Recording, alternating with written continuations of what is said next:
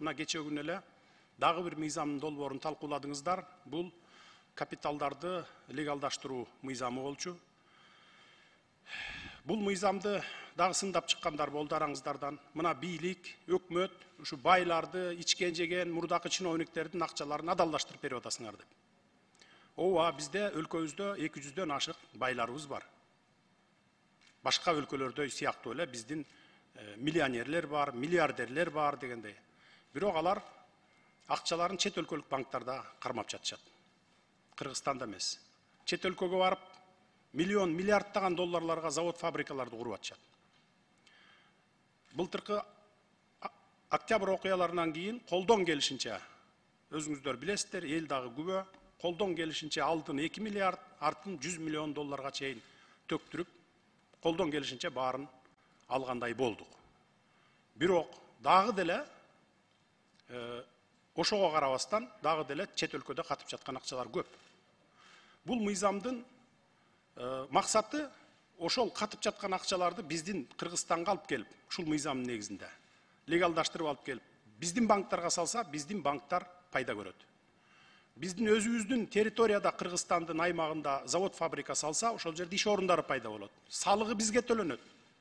Мына бул мыйзамдын максаты болгону ушул. Менин ал байлардын арасында бир тууганым же досум жок колдой турган.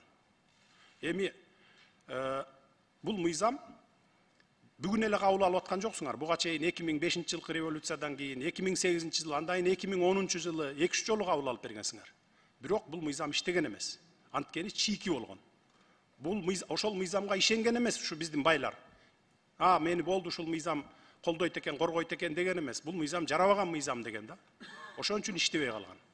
Биз азыр бардыгын тактап, ушул мыйзам иштеп кете тургандай кылып, ошол эле байларды да чакырып, сүйлөшүп, алардын дагы кеңешин угуп туруп, анан сиздерге жиберген мыйзам.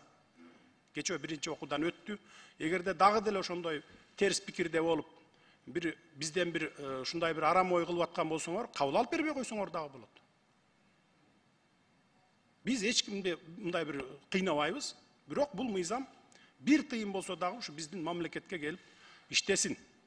Эшматтын акчасы, Ташматтын акчасы ушу Кипрдин банкында же башка бир офшорный банктарда жатпасын деген, өзүбүзгө келип иштесин деген максат. Өзүңүздөр билесиздер, 2005-жылы, 2010-жылы дагы 2 жолу революция болгон. Ошол 2 революцияда тең ушул байларды, мамлекеттик чиновниктерди айрыкча, эми байлар, бизнесмен байлар ал өз ак эмгеги менен байыган байлар бар. Ошондо дагы ошолор ак эмгеги менен байыса дагы акчасын ушу жерде кармабай, эртең ушу иш козгоп туруп тартып алабы деп ушу чет өлкөлүк банктарда катып жүрөт.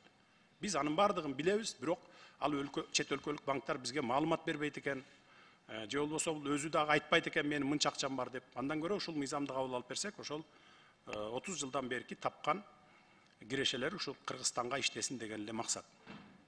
Бул мисалы дагы бир мисал келтире кетейин, ушул мыйзамдардын иштеши боюнча же чийкемеси боюнча. Былтыркыга чейин мамлекеттик жеке кызматташтык деген мыйзам иштеп келген, ГЧП мыйзамы. Бирок ал мыйзам таптакыр иштеген эмес. Инвестор келип туруп 1-2 жолу болгон экен, келишим түзүп инвестор келип иштеп баштаганда эле иш козголгон экен. Инвесторго дагы, бияктагы мамлекеттик мекемелерге дагы. Анткени ал чийки мыйзам болгон, иштебеген, гарантия бербеген. Былтыр мен Алмамбет Шыкмаматовду башына коюп туруп ушул мыйзамды иштегидей кылып туруп жасайлы деп, бардыгын зыңкыйтып жасап, мына бүгүн ошол мыйзам иштеп атат. Ондогон ири инвесторлор келип ушу ГЧПнын негизинде бүгүн иш баштап атышат. ГЭСтерди салып атат, завод, фабрикаларды куруп атышат. Мына, то есть мыйзам иштеп атат да. Анан ошон үчүн бул мыйзамдагы эртең иштеп кетсе, кечеүнкү мыйзамдагы бул мага эмес, бүтүндөй өкмөткө эмес, депутаттарга да эмес, бүтүндөй элге пайдалуу мыйзам болмок да.